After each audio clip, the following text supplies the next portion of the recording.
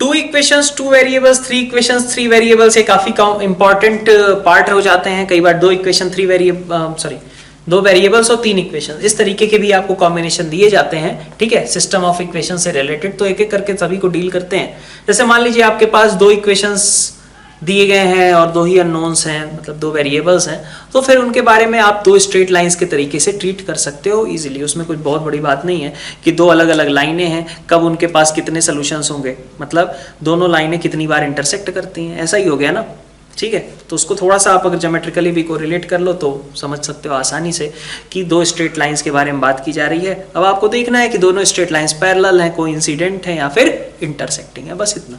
तो 2 equation 2 variables तो कोई ऐसी चीज है नहीं जिसको अलग से डिस्कस किया जाए, वो आप स्ट्रेट लाइन के तरीके से ट्रीट कर सकते हैं कि उसमें कितने नंबर ऑफ सोल्यूशंस वगैरह एग्जिस्ट करेंगे, ठीक है। नेक्स्ट आता है आपके पास 2 इक्वेशंस हो, सॉरी 2 वेरिएबल्स हो लेकिन 3 इक्वेशंस हो, ठीक है, 2 वेरिएबल्स हो 3 इक्वेशंस हो, तो यहाँ पे भी आप उसको स्ट्रेट लाइन के तरीके से ही ट्रीट कर सकते हो। 3 अलग अलग स्ट्रेट लाइंस हैं, ठीक है।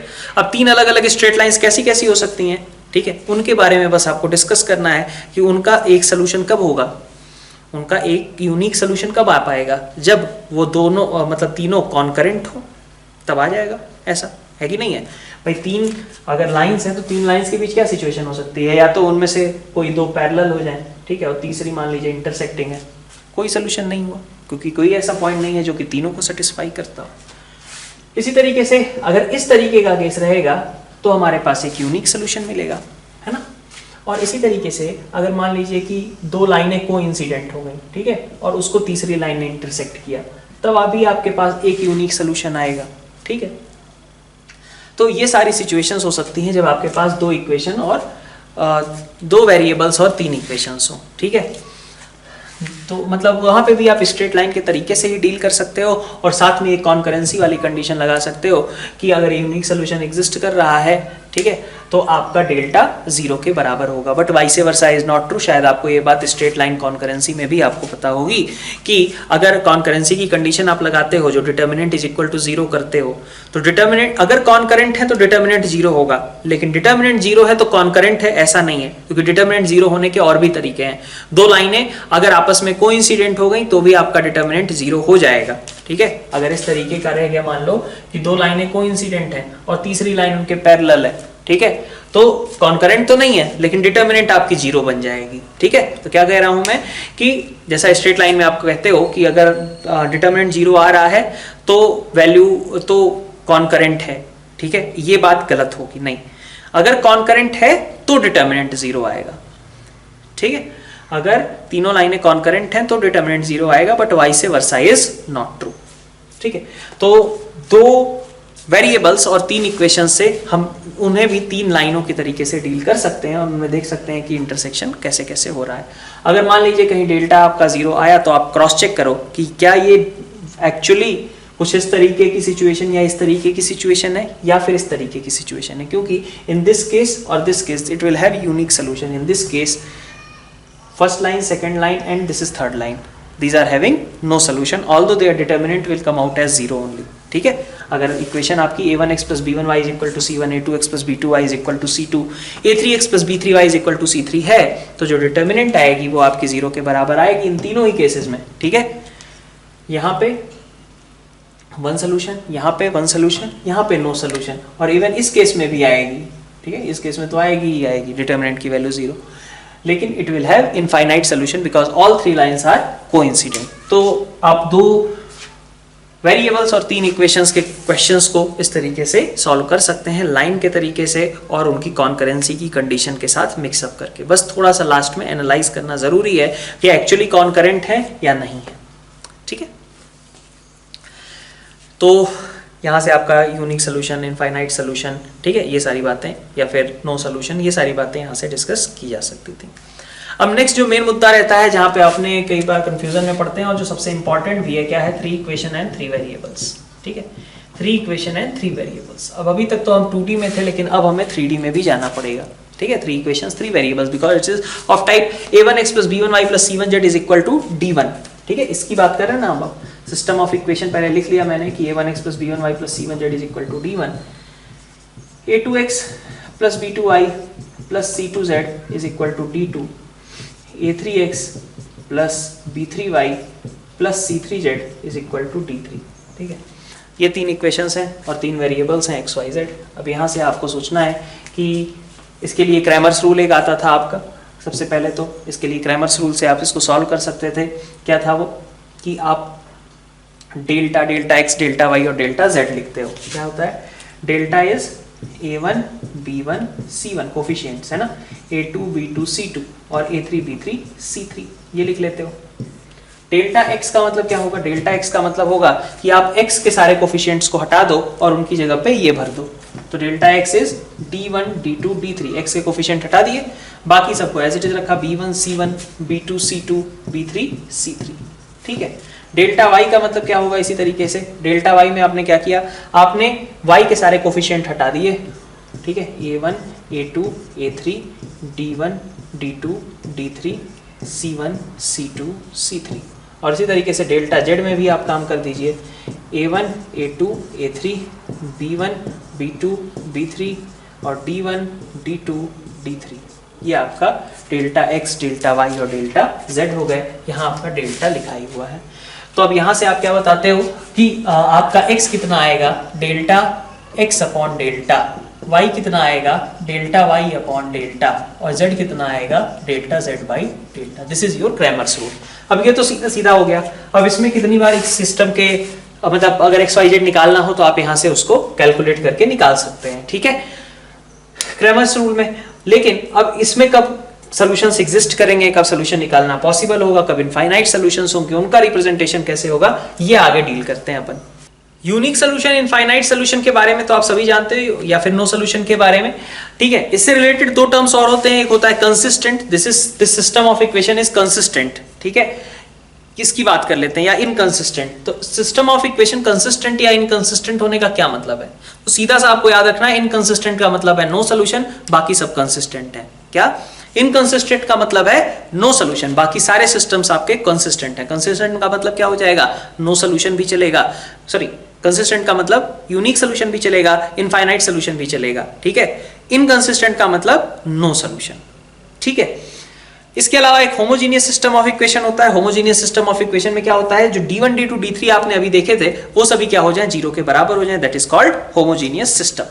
अब होमोजीनियस सिस्टम की बात सबसे पहले कर लेते हैं। ठीक है, तो homogeneous system is always consistent, क्योंकि आप समझ सकते हो कि होमोजीनियस हमेशा कंसिस्टेंट इसलिए होगा क्योंकि अगर आप x y z को 0 रख लो, ठीक है, x y z ट्रिपलेट को पूरा 0 0 0 रख लो, तो a1x plus b1y plus c1z लिखो, चाहे a2 b2 c2 लिखो, चाहे कुछ भी लिख दो, वैल्यू कितनी आएगी, 0 के बराबर आ ही जाएगी।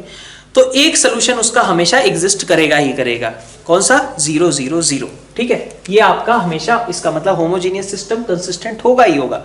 ठीक है, बिकॉज नो सोल्यूशन नहीं हो सकता, एक सोल्यूशन उसका हमेशा है irrespective of values of a1 b1 c1 a2 b2 c2 a3 b3 c3। क्या है वो, ट्रिपलेट ट्रिपल 0। ठीक है, उसका एक सोल्यूशन 0 0 ये आएगा ही आएगा, which is called trivial solution. Trivial solution, बाकी सारे सोल्यूशंस क्या होते हैं, नॉन ट्रिवियल होते हैं। ठीक है, ट्रिवियल सोल्यूशन, बाकी सारे सोल्यूशंस क्या होते हैं, नॉन ट्रिवियल सोल्यूशंस होते हैं। ठीक है, अगर कोई और सोल्यूशन एग्जिस्ट करे तो। अब अलग कोई सिचुएशन कब आएगी, ठीक है, उसकी बात कर लेते हैं। तो सीधा आपको याद रखना है होमोजीनियस सिस्टम के लिए कि ट्रिवियल सोल्यूशन तो हमेशा एग्जिस्ट करेगा, इसके अलावा बचता है नॉन ट्रिवियल। ठीक है, तो नॉन ट्रिवियल सोल्यूशन के लिए क्या, नॉन ट्रिवियल सोल्यूशन मतलब, नॉन ट्रिवियल सोल्यूशन का मतलब ऐसा हो गया, देखो याद रखने के पर्पज से कहें तो सीधा सीधा कि नॉन ट्रिवियल सोल्यूशन कब होगा, जबकि आपका डेल्टा 0 के बराबर हो। अगर डेल्टा आपका 0 है तो फिर इसका नॉन ट्रिवियल सोल्यूशन एग्जिस्ट करेगा ही करेगा। ठीक है, नॉन ट्रिवियल सोल्यूशन मतलब हो गया कि इनफाइनाइट ऐसे सोल्यूशंस होंगे। तो होमोजीनियस सिस्टम के लिए कहा जाए कंसिस्टेंट तो हमेशा है, उसमें कोई डाउट ही नहीं है। इनफाइनाइट सॉल्यूशंस कब होंगे या नॉन ट्रिवियल सॉल्यूशंस कब एग्जिस्ट करेंगे, जबकि डेल्टा आपका 0 के बराबर हो। ठीक है, नॉन ट्रिवियल कह लीजिए या फिर कह लीजिए इसी को कि इनफाइनाइट सॉल्यूशंस इसके कब एग्जिस्ट करेंगे, जबकि इसका डेल्टा 0 के बराबर हो। तो दिस इज बेसिकली क्या, आप a1x plus b1y plus c1z is equal to d1 की बात करते हो, ऐसे ही d2 ऐसे ही d3, तो ये 3 अलग अलग प्लेन्स की इक्वेशन है और 3 अलग अलग प्लेन्स पे आप एक तरीके से कह रहे हैं कि तीनों प्लेन्स ये पक्का है कि 0,0,0 पे इंटरसेक्ट तो करते ही करते हैं, ये बात पक्का है। एक पॉइंट तीनों प्लेन्स का कॉमन है, कौन सा, 0 0 0 फॉर होमोजीनियस सिस्टम। ठीक है, अब अगर कुछ ऐसा रहा, मान लीजिए कि जैसे मैं आपको इस तरीके से दिखा पाऊं अगर, तो ये एक प्लेन है, ठीक है, ये एक मतलब ऐसा कह लीजिए कि ये एक प्लेन है, ये एक प्लेन है, और तीसरा प्लेन मैंने कहा कि इन दोनों के मतलब इस तरीके से दोनों से इंक्लाइंड है, मान लीजिए ये है, ये रहा, और तीसरा प्लेन इस तरीके का रहा।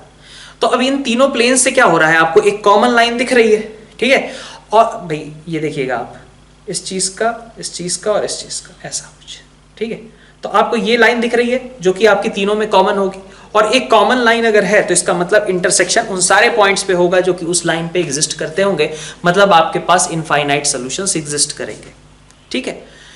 अगर तीनों प्लेन्स के बीच सिर्फ एक पॉइंट कॉमन है, सिर्फ 000 कॉमन है, तो उस केस में मतलब क्या हो जाएगा कि आपका सिर्फ ट्रिवियल सॉल्यूशन एग्जिस्ट करता है। तो ऐसा हो सकता है कि तीन प्लेन्स एक ही पॉइंट पे इंटरसेक्ट कर रहे हैं, पॉसिबल नहीं है भाई, सिंपल सी बात है ना, तीन प्लेन्स सिर्फ एक पॉइंट पे इंटरसेक्ट करते हैं, पॉसिबल है। और हो सकता है कि तीन प्लेन्स का इंटरसेक्शन मिलकर के एक लाइन को क्रिएट कर दे, ठीक है। जैसे अपन वॉल्स को ही देख लें अपनी, जहाँ पे जिस रूप में आप बैठे हुए हो उसके वॉल को ही देख लें, तो अपन देख सकते हैं कि एक जैसे ये वॉल है, एक ये है ना, और तीसरी हमने कह ली कि मान लीजिए कि तीसरी इस साइड की वॉल है। तो आपके पास देखोगे सिर्फ एक ही पॉइंट ऑफ इंटरसेक्शन है, ठीक है, एक पॉइंट है ना। और वहीं पे अगर मैं कहूँ कि एक जैसे ये है, मान लीजिए एक प्लेन, दूसरा प्लेन मैंने ऐसा बना दिया, तीसरा प्लेन मैंने ऐसा बना दिया, ठीक है, कुछ इस तरीके का, मान लीजिए ये कैसा है, कैसा।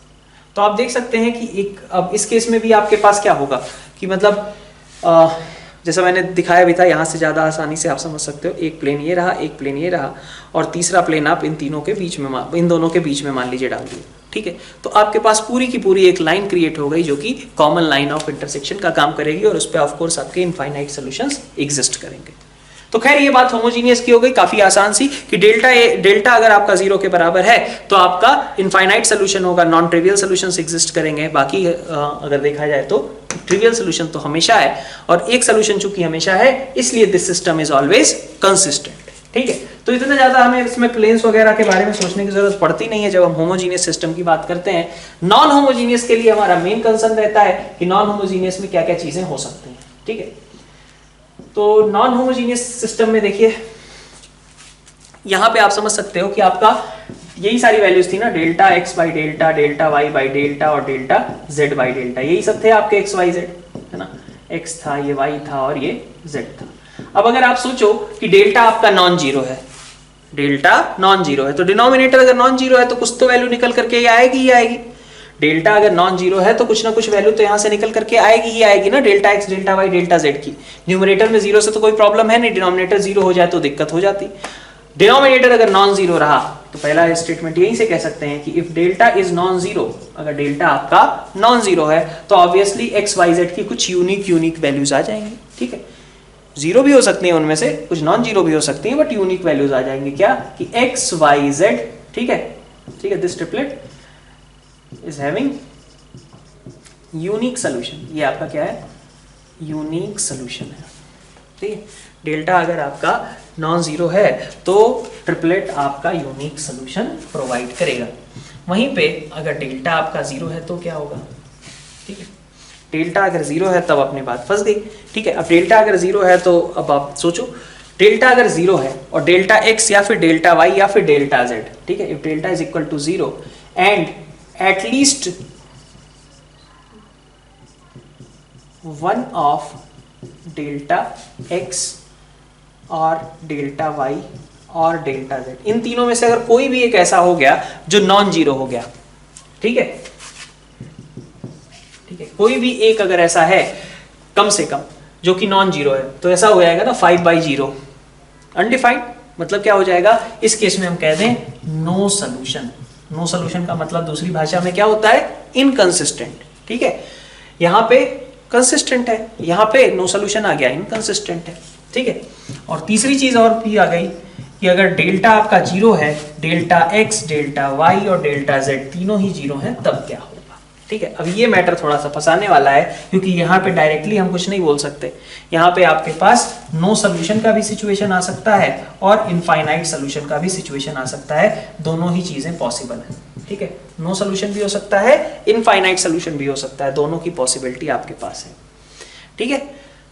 अब इसको कैसे डील करेंगे अभी अपन देखते हैं। उसके पहले आपने क्या देखा कि डेल्टा अगर आपका नॉन जीरो है तो कोई टेंशन की बात ही नहीं, सीधा सीधा यूनिक सोल्यूशन। ठीक है, डेल्टा, अब यूनिक सोल्यूशन अगर कहा जाए तो उल्टा भी समझ में आना चाहिए कि यूनिक सोल्यूशन अगर बोला जा रहा है तो इसका मतलब डेल्टा आपका कैसा रहा होगा, नॉन जीरो रहा होगा फॉर 3 इक्वेशन 3 वेरिएबल्स। ठीक है, नेक्स्ट नो सोल्यूशन की बात है, तो नो सोल्यूशन यहां से भी हो सकता है कि डेल्टा इज इक्वल, इस केस से भी हो सकता है कि डेल्टा जीरो रहे और कोई भी एक नॉन जीरो हो जाए एटलीस्ट। तीसरा इसमें भी नो सोल्यूशन के चांसेस हैं। ठीक है, नो सोल्यूशन यहां से भी हो सकता है, तो नो सोल्यूशन के 2 वेज हैं, एक तो ऐसे हो सकता है नो सोल्यूशन, एक ऐसे भी हो सकता है नो सोल्यूशन, और तीसरा केस है इनफाइनाइट सॉल्यूशंस का, जो कि सिर्फ और सिर्फ यही इसी केस में पॉसिबल है। तो अगर आपसे कहा जाए इनफाइनाइट सॉल्यूशंस, तो पक्का है कि इसी तरीके इसकी ये कंडीशन एग्जिस्ट करती ही करती होगी। ठीक है, उसके बाद ही इनफाइनाइट हो सकता है। ठीक है, ऐसा हम ऐसा नहीं कह रहे कि if this then infinite solution will exist, नहीं, लेकिन if infinite solutions exist then this all will happen. ठीक है, अगर इनफाइनाइट सॉल्यूशंस हैं तो फिर ये सारी चीजें आपकी पक्का होंगी ही होंगी।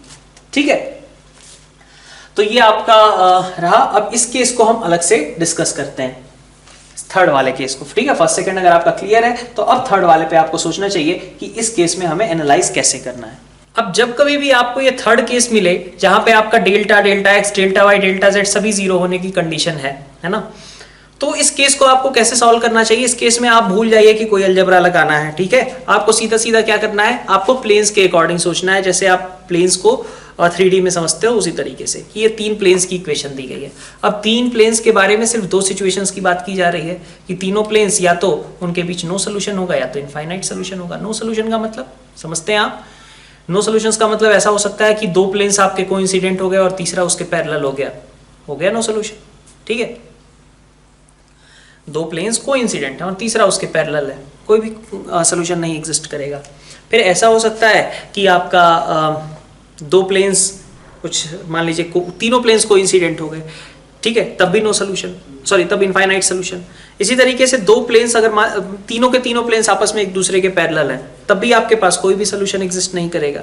ठीक, वहीं पे अगर मान लीजिए आपके पास 2 प्लेन्स हैं जो कि आपस में कोइंसिडेंट हैं और तीसरा प्लेन उसको इंटरसेक्ट करता है, 2 प्लेन्स आपके कोइंसिडेंट हैं और तीसरा प्लेन उसको इंटरसेक्ट करता है, तो ऑब्वियसली दोनों प्लेन्स तो एक तरीके से सेम ही हो गए, और जिसने इंटरसेक्ट किया वो कैसा होगा, अगर वो इंटरसेक्ट कर रहा है तो एक लाइन के अलोंग ही इंटरसेक्ट करेगा। भाई 2 प्लेन्स का इंटरसेक्शन कोई यूनिक पॉइंट तो होता नहीं है, 2 प्लेन्स का इंटरसेक्शन तो क्या होता है आपका, एक पूरी लाइन क्रिएट करता है अगर वो इंटरसेक्ट कर रहे हैं तो। ठीक है, तो अगर 2 कोइंसिडेंट हो गए और तीसरे प्लेन ने उसको इंटरसेक्ट किया तो आपके पास एक कॉमन लाइन मिल जाएगी। ठीक है, जो कि लाइन ऑफ इंटरसेक्शन कही जाती है, और अगर लाइन ऑफ इंटरसेक्शन एक पूरी एग्जिस्ट कर रही है तो इसका मतलब कि वहां पे आपके पास इनफाइनाइट सॉल्यूशंस होंगे ही होंगे। ठीक है, नेक्स्ट देखिए, अब अगर ऐसा भी हो सकता है कि 2 पैरेलल प्लेन्स हो, है ना, ऐसे 2 पैरेलल प्लेन्स हैं और उसको एक तीसरा प्लेन जो है इंटरसेक्ट कर रहा है। अब 2 पैरेलल प्लेन्स हैं और उसको अगर तीसरा प्लेन इंटरसेक्ट करेगा तो उसमें कोई भी कॉमन नहीं मिल पाएगा, सीधी सी बात है, इसकी बात कर रहा हूं। 2 प्लेन्स, आप इस पूरे सिस्टम को आप सिर्फ और सिर्फ प्लेन्स के एंगल से सोचेंगे। ठीक है, ऐसा कुछ, तीसरा प्लेन ऐसा हो गया, तो क्या कोई लाइन या फिर कोई पॉइंट है क्या जो कि इंटरसेक्शन में एग्जिस्ट करता है, नहीं है। ठीक है, तो इसका मतलब यहां पे भी आपके पास क्या होगा, नो सोल्यूशन हो जाएगा। ठीक है, ओके। अब एक और सिचुएशन हो सकती है, ये सिचुएशन ऐसी हो सकती है कि अगर मान लीजिए कि 2 प्लेन्स हैं, है ना, 2 प्लेन्स हैं इंटरसेक्ट करते हैं। ठीक है, 2 प्लेन्स मतलब इस तरीके से मान लीजिए आपके पास बना दिया मैंने कि ये एक प्लेन है, ठीक है, और ये एक प्लेन है, तो इन दोनों प्लेन्स का जो लाइन ऑफ इंटरसेक्शन है कुछ होगा। ठीक है, जैसे मान लीजिए, इसको मैं ऐसे समझाने की कोशिश करता हूँ, अगर ये एक प्लेन है और ये एक प्लेन है, दोनों इंटरसेक्ट कर रहे हैं।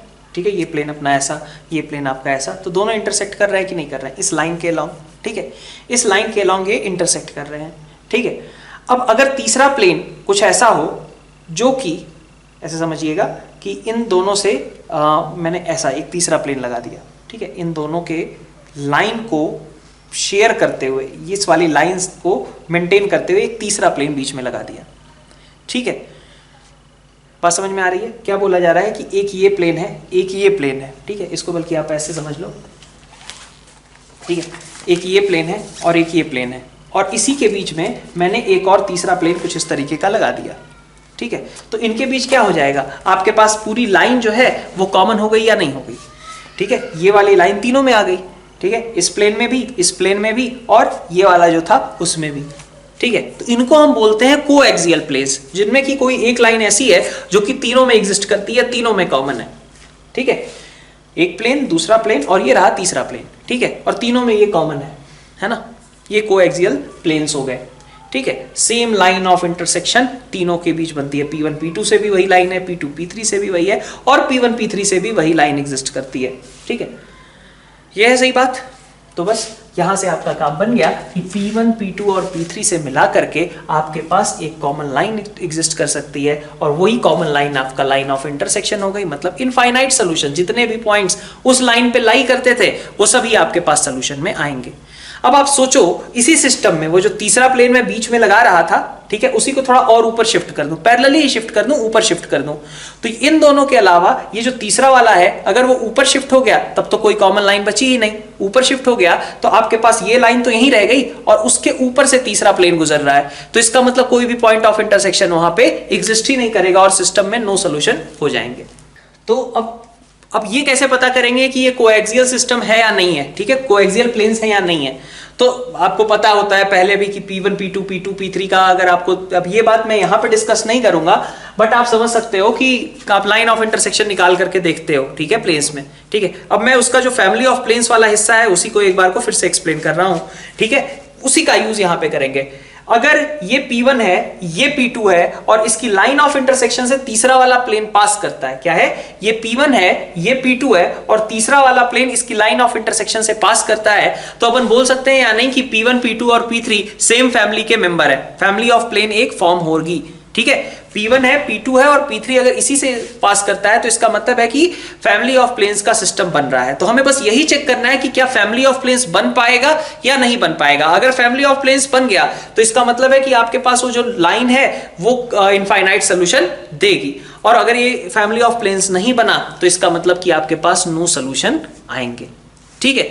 तो आपको क्या करना क्या है, आपको P3, ठीक है, कोई भी एक ले लो, P3 को P1 और P2 के टर्म्स में एक्सप्रेस करने की कोशिश करनी है। यही होता है फैमिली ऑफ प्लेन्स का जनरल इक्वेशन। अगर कहें तो आपने शायद P1 प्लस लेमडा P2 पढ़ रखा होगा, बिकॉज हम लेमडा को वहां पे कॉमन ले लेते हैं, लेकिन यहां पे अपन क्या करें, P3 को lambda P1 plus mu P2 एक तरीके से हमने बोल दिया कि P3 can be represented as lambda P1 plus mu P2। अगर लेमडा म्यू की कोई ऐसी यूनिक वैल्यूज हैं जिससे कि लेमडा म्यू रखने पे P3 बन जाए, तो इसका मतलब फिर इनफाइनाइट सॉल्यूशंस सिस्टम के एग्जिस्ट करेंगे, अदरवाइज इसका कोई भी सॉल्यूशन एग्जिस्ट नहीं करेगा। तो अगर जैसे मान लीजिए कि आपके पास इक्वेशन दी गई है, देखिए जैसे इसको एग्जांपल से ही समझते हैं, ठीक है। क्या करना है आपको, मैंने थ्योरेटिकली बता दिया है कि P3 कोई भी एक, अगर आपने प्लेन उठाया उसको बाकी दो के लीनियर कॉम्बिनेशन के फॉर्म में ऐसे कोई यूनिक लेमडा म्यू के साथ आप इसको सेट कर पाए, तो इसका मतलब फिर आपके पास इनफाइनाइट सॉल्यूशन एग्जिस्ट करेंगे, अदरवाइज इसका कोई भी सॉल्यूशन एग्जिस्ट नहीं करेगा, ठीक है।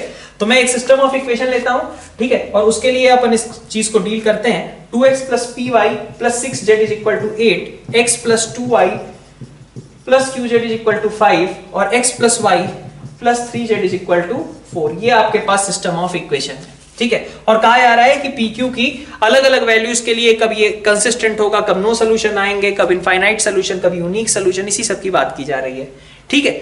तो आपको करना क्या है, सबसे पहले आपको डेल्टा निकाल लेना है। डेल्टा आपने निकाल लिया, ठीक है। अब में मतलब एक तरीके से कहा गया कि सारे केसेस डिस्कस कर दो कि PQ की जगह क्या क्या रखे तो कितने कितने सोल्यूशंस मिलेंगे। डेल्टा निकालो। डेल्टा आपके पास कितना आता है, 2p6 1 2q 1 1 3, ठीक है। अब इसको अगर आप ओपन करते हो तो मेरे पास रिजल्ट चूंकि लिखा हुआ है तो मैं डायरेक्टली उसको लिख लेता हूं कि delta is coming out as p-2 into q-3। Delta is coming out as p-2 into q-3। Similarly आप डेल्टा x, डेल्टा y और डेल्टा z भी कैलकुलेट कर लें। मेरे पास अगर चीजें लिखी हैं तो मैं उनका यूज कर लेता हूं directly. Delta x is coming out as 4q-15 और इंटू p-2, ये आपका डेल्टा x आ रहा है। डेल्टा y आपके पास है 0 और डेल्टा z आपके पास आ रहा है p-2 के बराबर, ठीक है। ठीक है इतनी बात।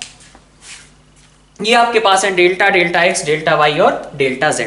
अब अगर आपका p, अब यहां से सोचो कि अगर मेरा p2 ना रहे, q3 ना रहे, तब तो कोई दिक्कत की बात ही नहीं है। अगर p is not equal to 2, q is not equal to 3, that means delta is non zero. और डेल्टा अगर नॉन जीरो हो गया तो इसका मतलब यूनिक सोल्यूशन पक्का एग्जिस्ट करेंगे ही करेंगे। पहला केस तो यही हो गया। अब आपने क्या करना है, आपको सीधा पहले निकाल लेना है delta, delta x, delta y, delta z, ठीक है।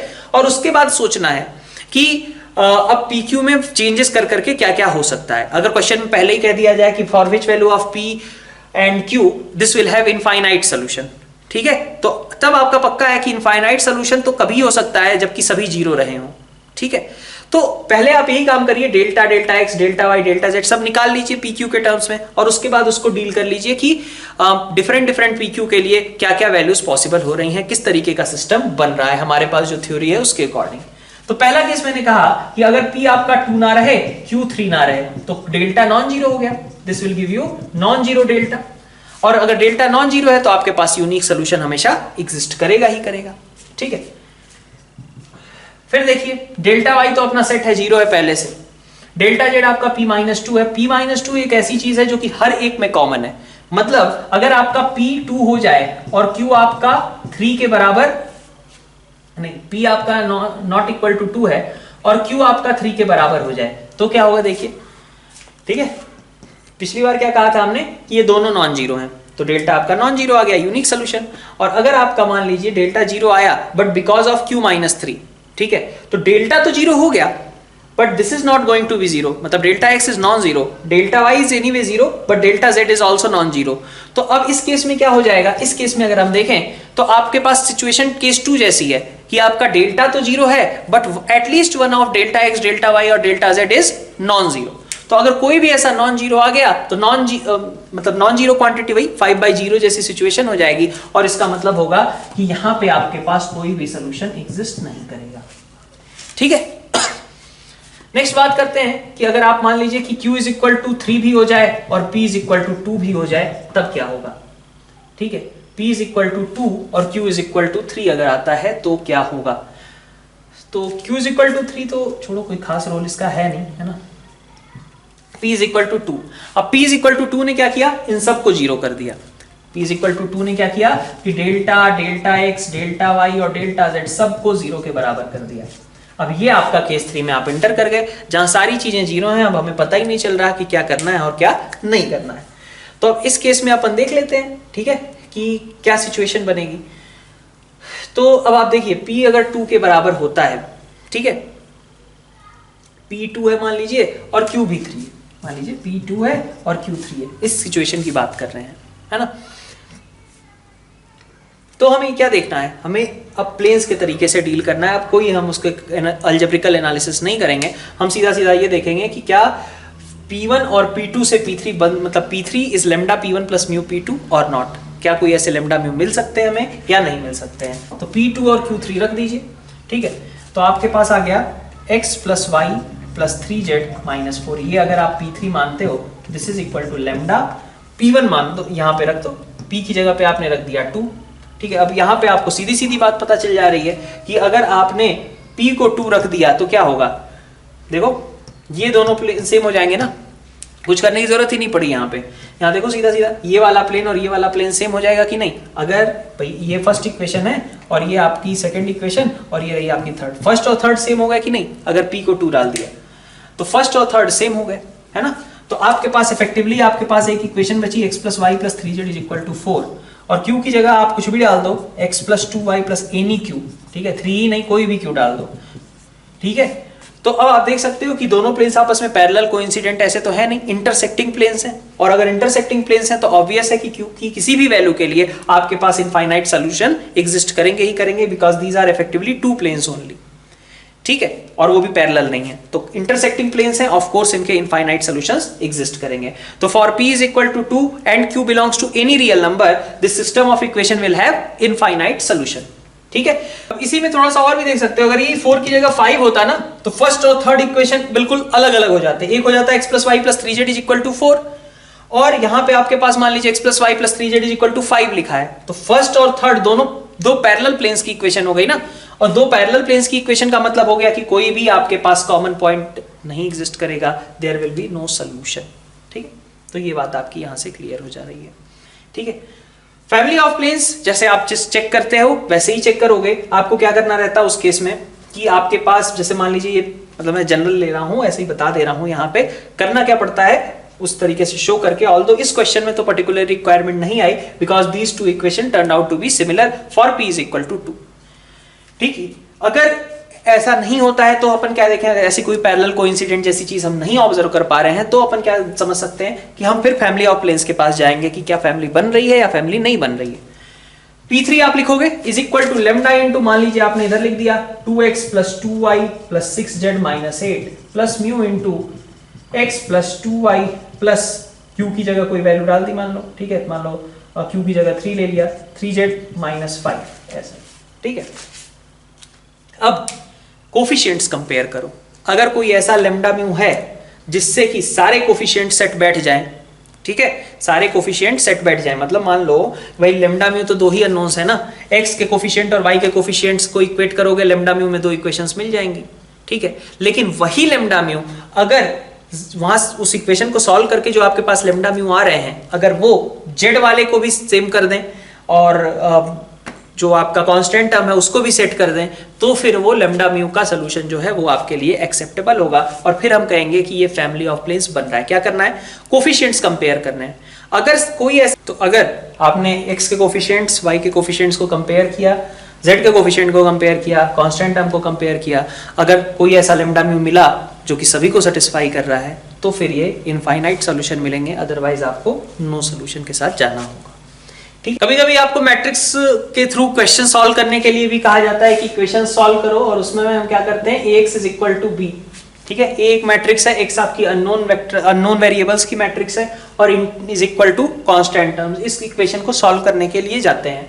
मतलब क्या हुआ, जैसे मान लीजिए आपसे कह दिया जाए कि एक मैट्रिक्स है, एक दूसरी मैट्रिक्स है ना, x y z, ठीक है, और इज इक्वल टू एक तीसरी मैट्रिक्स है, ठीक है। तो आप समझ सकते हो ये क्या लिखा जाता है आपका, अगर मैंने यहाँ पे a1 b1 c1 लिख दिया, a2 b2 c2 लिख दिया और a3 b3 c3 लिख दिया, तो a1x plus b1y plus c1z is equal to d1, ठीक है, d2 d3, है ना। आप समझ भी सकते हो इस चीज को कि ये 3 क्रॉस 3 है और ये 3 क्रॉस 1 है, रिजल्ट मिलके 3 क्रॉस 1 होगा, ठीक। अब यहाँ से आप इसको सॉल्व कर सकते हैं, ठीक है।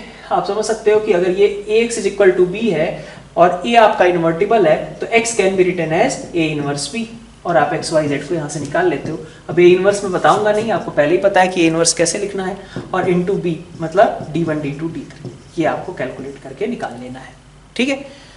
फिर x आपको दिख जाएगा, y दिख जाएगा और z दिख जाएगा, है ना। तो अब इस तरीके से अभी आप सॉल्व कर सकते हो। इस इनफाइनाइट सॉल्यूशंस वगैरह की बात करें, जो सिस्टम ऑफ इक्वेशंस का पार्ट है वो पार्ट हम उसी तरीके से डील करेंगे जैसा हमने क्रैमर्स रूल और उसके बाद के डिडक्शंस और साथ में प्लेन्स को इंक्लूड करके सॉल्व किया, मतलब डिस्कस किया था, ठीक है। तो ये रहा आपका सिस्टम ऑफ इक्वेशन और यहाँ पे अपन मैट्राइसिस का पार्ट एंड करते हैं। नेक्स्ट अपन स्टार्ट करते हैं डिटर्मिनेंट्स का सेक्शन, और डिटर्मिनेंट्स में कहा जाए तो प्रॉपर्टीज मैक्सिमम चीजें आपको पता होती हैं तो आप थोड़ा बहुत उसको यूज करते हो, ठीक है। डिफरेंशिएशन, समेशन, इन सब के बारे में मेनली हम यहाँ पे डील करेंगे। बात करते हैं डिटर्मिनेंट से रिलेटेड डिफरेंशिएशंस वगैरह की और उसको एक क्वेश्चंस के थ्रू ही समझ लेते हैं। यहाँ पे जैसे मान लीजिए आपको दिया गया x की power 4 minus x cube plus 1, x square minus 1 2x और x 4x, ठीक है, और 3x square 0 minus 3x plus, ठीक है। यहां से इसको डिस्कस करते हैं, है ना। अब मान लीजिए कि इसमें आपसे कहा जाए कि कितने डिग्री की टर्म बनेगी, 6 डिग्री की, है ना।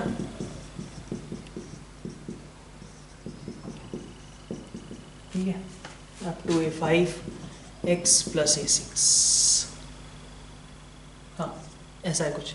a6 आपको निकालने को कहा गया, तो a6 निकालने के लिए क्या करेंगे, सीधा सीधा 0 रख दीजिए दोनों साइड, x की जगह 0 आपने रख दिया, आपके पास एक सिंपल से डिटर्मिनेंट बन गई। उस डिटर्मिनेंट की जो वैल्यू होगी वही आपकी a6 होगी। तो a6 के लिए क्या करना है, x की जगह 0 रखना है, यहाँ 1 आ गया, -1 आ गया, 0 0 0 1 और 0 0 1, ठीक है, मतलब 0 यही आएगा, दोनों रोज सेम हो गई हैं तो a6 की वैल्यू 0 के बराबर आ जाएगी, ठीक है। फिर a5 आपसे कहा गया, तो a5 का मतलब क्या होगा, a5 के लिए अपन क्या करेंगे, एक बार डिफरेंशिएट कर दें अगर दोनों साइड और फिर x को 0 रख दें, मतलब a5 इज बेसिकली, अगर मैं इसको px बोलूं, ठीक है, this is px then a5 is p dash 0, है ना। तो आप देखो p डैश x आप लिखोगे तो कितना आएगा, फर्स्ट रो को डिफरेंशिएट किया 4x cube minus 3x square 2x और 2, और यहाँ पे आएगा x4, मतलब अच्छा सॉरी डिफरेंशिएशन करते कैसे, एक बार में एक रो को डिफरेंशिएट किया, बाकी दोनों को सेम रखा, तो बाकी दोनों को आप सेम रख दो, ठीक है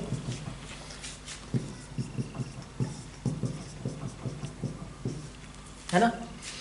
फिर अगली बार सेकंड रो को डिफरेंशिएट कर लो, सेकंड रो को डिफरेंशिएट करने का मतलब है x की power 4 minus x cube plus 1 x square minus 1 2x को एज इट इज रखा। सेकंड रो को डिफरेंशिएट किया तो x का 1 4x का 4 और यहाँ पे 1, यहाँ पे 3x square 0 minus 3x plus 1 as it is रहने वाला है। फिर एक और चीज आ गई, फर्स्ट रो सेकंड रो हो गए, थर्ड रो का डिफरेंशिएशन का नंबर है, यहाँ पे 6x आ जाएगा, यहाँ पे 0 आ जाएगा और यहाँ पे रहेगा -3।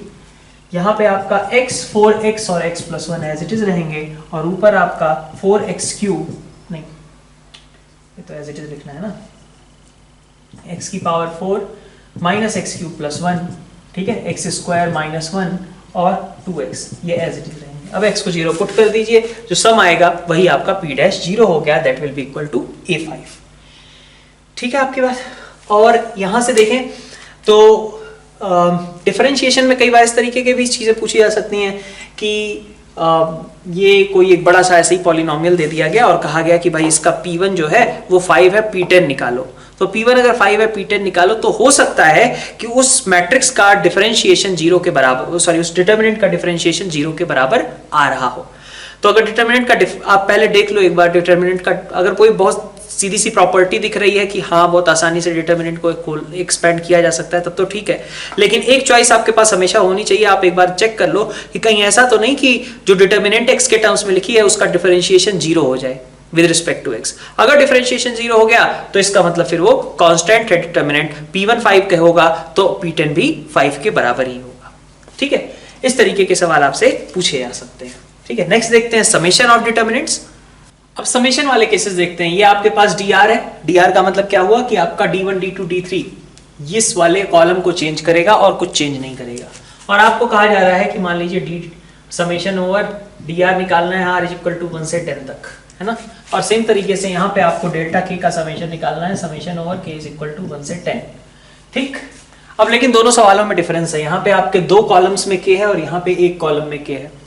तो अगर आपके पास समेशन आपको करना है तो सबसे पहले आपको ये इंश्योर करना चाहिए कि सिर्फ जो वेरिएबल्स हैं आपके वो किसी एक ही रो में हो या फिर सिर्फ किसी एक ही कॉलम में हो। अगर ऐसा रहेगा तभी केवल हम उसको सॉल्व कर पाएंगे, अदरवाइज नहीं कर पाएंगे। जैसे यहाँ पे आपके पास ऑलरेडी ऐसा ही करके दिया गया है कि आपके पास जो कॉलम है वो आपका वेरिएबल है, बाकी सब कुछ आपका कॉन्स्टेंट है। तो अगर आप समेशन ओवर डी आर करते हो तो समेशन ओवर डी आर का मतलब क्या होगा, देखो समेशन सीधा सीधा लगा दो उस रो पे या फिर उस कॉलम पे जिसमें वेरिएबल्स हैं। मतलब यहाँ समेशन आर लिख दो, यहाँ समेशन ओवर 2r माइनस 1 लिख दो, यहाँ समेशन ओवर 3r माइनस 2 लिख दो, ठीक है।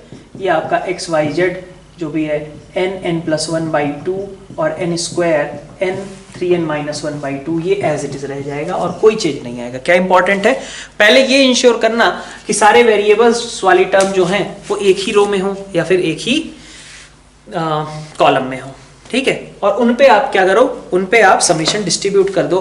तो आपने बाकी 2 कॉलम्स को क्या करना है, फिक्स रखना है, ठीक है। एक रो या एक कॉलम जो भी था उस पे आपने समेशन लगाए, बाकी 2 कॉलम्स को आपने यहाँ पे सेम रख दिया, ठीक है। अगर एक रो पे आपने समेशन लगाया होता तो बाकी 2 रोज को आप सेम रखते और बस अब इसको समेशन के तरीके से सॉल्व कर लीजिए, ठीक है। तो अब इनकी वैल्यूज आप रख सकते हैं, इनकी वैल्यूज रख दो और उसके बाद उनका सम वगैरह फाइंड आउट कर लो, जो भी फाइंड आउट करना है, ठीक है। ओके तो जैसा भी है, मतलब यहाँ से कैलकुलेशन हो जाएगी। शायद ये 1 to 10 ले लिया है मैंने, ये जहाँ तक n के बराबर रहेगा, ठीक है। तो वहाँ से आप इसको सॉल्व कर सकते हो। आप समेशन जब आप करोगे समेशन r इक्वल टू 1 से n, तो this is also n plus 1/2। Summation over 2r minus 1 तो 2n प्लस 1/2 माइनस n, यही हो जाएगा समेशन। फिर यहाँ पे देखो कितना आ जाएगा, 3n प्लस 1/2 माइनस 2n, ठीक है। कुछ इस तरीके की चीज़ आएगी। और ये रहा एक्स वाई जेड, और इधर बाकी ये तीसरी वाली जो कॉलम है ये एज इट इज़ रहनी ही है। तो यहाँ से आप समेशन कैलकुलेट कर सकते हो। ठीक है, अब यहाँ पे इस सवाल के बारे में बात करें तो यहाँ पे लफड़ा है अपने पास, क्योंकि ये आपका के जो है इधर भी है इधर भी है। चलो ये तो कांस्टेंट है, बट ये दोनों आपके वेरिएबल कॉलम्स हैं। वेरिएबल कॉलम्स है तो काम बनेगा नहीं, हमें क्या करना पड़ेगा, कॉलम्स को कुछ सेम करना पड़ेगा। ठीक है, मतलब ये एडजस्टमेंट करके हमें ले आना पड़ेगा कि सारे वेरिएबल्स हमारे पास एक ही रो में हो जाए या एक ही कॉलम में हो जाए। तो डेल्टा के आपने कहा कि ऐसा कर सकते हो कि इसमें कॉलम 2 में से आप क्या करो कि 2 टाइम्स ऑफ कॉलम 1 सब्ट्रैक्ट कर दो। तो k+1 तो एज इट इज रहेगा, k+2 आपका as it is k², column 1 को एज इट इज रखा। ठीक है, कॉलम 2 को रिप्लेस किया कॉलम 2 - 2 कॉलम 1 से। तो 2k+4 - 2k+2 आपके पास 2 बचेगा, 2k - 2k - 4 बचेगा, और यहाँ आएगा 0। यहाँ आपने 0 1 1 जैसा था वैसा ही रहने दिया। ठीक है, ये आपका डेल्टा क्या है। अब इससे बेनिफिट क्या मिला कि हमारे पास सारे वेरिएबल सिर्फ एक कॉलम में हो गए, और फिर हम इसी तरीके से वहां पे भी समेशन डिस्ट्रीब्यूट कर सकते हैं। तो जब आप समेशन ओवर डेल्टा के करोगे तो this will be summation over k+1, summation over k+2 and summation over k², 2 - 4 0 0 1 1। This will be correct answer. ठीक है, तो समेशन में क्या ध्यान रखना है कि हमारे सारे वेरिएबल टर्म्स जो हैं वो किसी एक रो या किसी एक कॉलम में ही हो, इसके अलावा और कहीं नहीं होने चाहिए। ठीक है, अगर नहीं है तो पहले आप मैनिपुलेट करो, अगर वो भी नहीं हो सकता तो फिर आपका ये बस एक ही तरीका है, आप ओपन करिए के टर्म्स में और उसके बाद फिर उस पर समेशन लगाइए। कई बार आपको डिटर्मिनेंट्स को स्प्लिट करने की भी जरूरत पड़ती है, उसकी भी बात कर लेते हैं। जैसे मान लीजिए आपसे कहा जाए a + p b + q c + r, है ना, और इसी तरीके से मैं एक क्वेश्चंस के थ्रू इसको ले लेता हूँ। ठीक है, a + p b + q, ठीक है, और c + r, है ना, और इसी तरीके से आपके पास है यहाँ पे आपके पास है p + u q + v, और आपके पास है r + w, और एक और टर्म है आपके पास a + u है, यहाँ पे v + b है, और साथ में है w + c। ठीक है, अब इसको आप चाहें तो स्प्लिट कर सकते हैं, लेकिन स्प्लिटिंग ऐसे नहीं होगी कि आपने एक साइड में रख दिया a b c p q r a v w, और प्लस आपने दूसरी साइड में रख दिया p q r u v w और u b c। ऐसा नहीं होगा स्प्लिटिंग। ठीक है ना, यहाँ पे क्या होता है कि हर एक रो एक बार में एक रो ही आपकी केवल अलग होगी।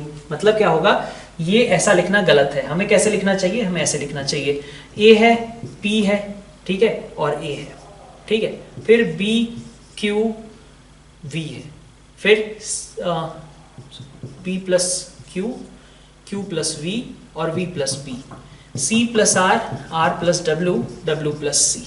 ठीक है, आपने क्या किया, फर्स्ट रो में अभी सेकंड और थर्ड को सेम रखा है, फर्स्ट वाले को आप स्प्लिट कर रहे हो, तो यहाँ पे दूसरी रो और तीसरी रो जैसे पहले लिखी हुई हैं वैसे ही रह जाएंगी। यहाँ पे v + b c + r r + w w + c, ये पहले के तरीके से ही लिखे रह जाएंगे, केवल फर्स्ट रो की स्प्लिटिंग होगी।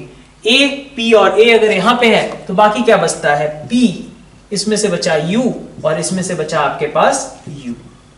ठीक है, इस तरीके से आप इसको स्प्लिट कर सकते हो। नेक्स्ट टाइम आप करोगे तो अब आप आगे क्या करोगे, भाई फर्स्ट रो स्प्लिट हो गया, ठीक है, अब इस डिटर्मिनेंट के दो हिस्से किए जा सकते हैं, जिसमें आप क्या लिख सकते हो इसको, this thing can be written as a p a b q v, है ना, c + r r + w w + c। ठीक है, और अभी आपने क्या किया, आप फर्स्ट रो को एज इट इज रखे, थर्ड रो को एज इट इज रखे, सेकंड वाले को स्प्लिट कर रहे हो, तो सेकंड वाले में आपके पास बचा हुआ हिस्सा है q v और b, c + r r + w w + c, यहाँ पे a p और a, ये आपका हो गया, इसके दो हिस्से हो गए।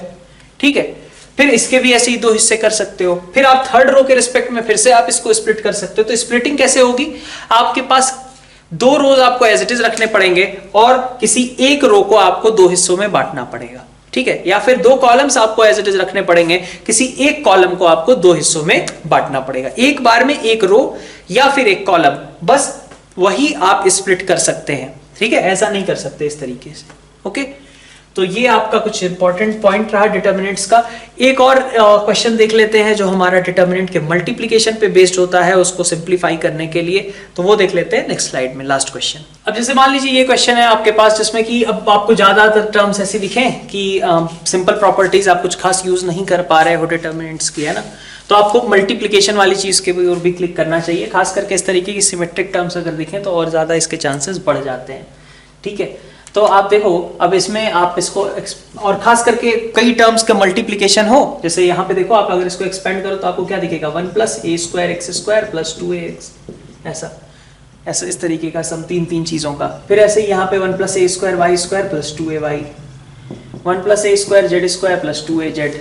ठीक है, फिर ऐसे इधर है b square x square plus 2bx, 1 plus b square y square plus 2by plus 1 plus b square z square plus 2bz, है ना, 1 plus c square x square plus 2cx, 1 plus c square y square plus 2cy, 1 plus c square z square plus 2cz, है ना, ये लिख सकते हैं।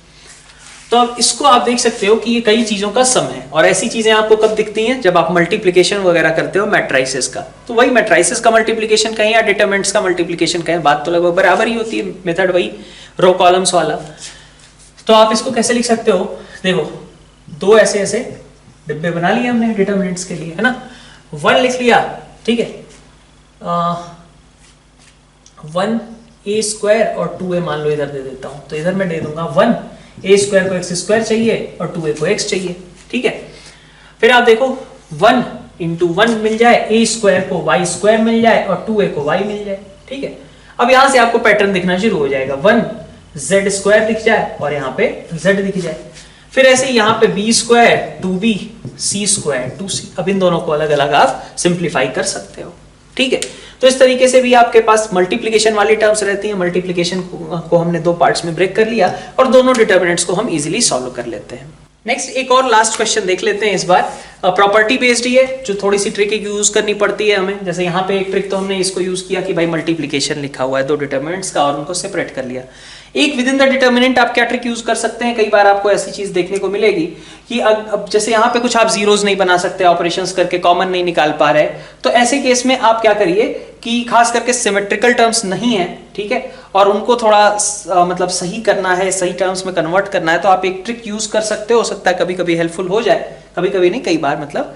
तो A B C आप, जैसे ये क्वेश्चन है तो ए बी सी को आपने रो से बाहर निकाला, कॉलम में मल्टीप्लाई कर दिया, या कॉलम से बाहर निकाला, रो में मल्टीप्लाई कर दिया। क्या मतलब है, पहले रो से आपने ए बाहर निकाला तो a प्लस 1 बाई ए आएगा, b आएगा, c आएगा।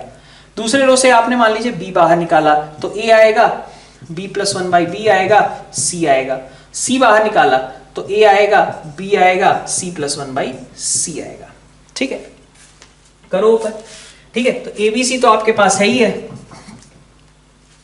अब इस ABC का क्या करना है आपको, आपने रो वाइज B और C बाहर निकाला था, कॉलम वाइज मल्टीप्लाई कर दीजिए। जब आप कॉलम वाइज मल्टीप्लाई करोगे तो A को आपने फर्स्ट रो से बाहर निकाला था, फर्स्ट कॉलम में मल्टीप्लाई कर दिया, क्या बना a square plus 1 a square. फिर B को आपने सेकंड में दे दिया तो b square plus 1 b square, c square plus 1 c square and c square plus 1। अब देखिए आप, अब यहां पे आपके पास जुगाड़ हो गया कि अगर आप कॉलम 1 को मान लीजिए ऐसा रिप्लेस कर दें, ठीक है, यहाँ पे column 1 plus column 2 plus column 3 से, ठीक है, तो आपके पास हर बार क्या बन जाएगा, a square plus 1 plus b square plus c square, तीनों से आ जाएगा कि नहीं। ये ऑपरेशन करोगे तो यहाँ a square plus b square plus c square plus 1, वही यहाँ पे वही यहाँ पे, बाकी दोनों एज इट इज रहेंगे, b square plus 1 b square, c square plus 1। ठीक है, अब इस कॉलम में से a square plus b square plus c square plus 1 को आपने बाहर निकाल लिया, 3 1 बन गए। आगे आपको सॉल्व करना डिटरमिनेंट की प्रॉपर्टीज का पता है। ठीक है, तो यहाँ पे अपना ये चैप्टर एंड होता है और अपने कल से रैंक बूस्टर्स के जो क्वेश्चंस हैं मॉड्यूल रिवीजन के, वो अपन कल से डिस्कस करेंगे। Thank you all.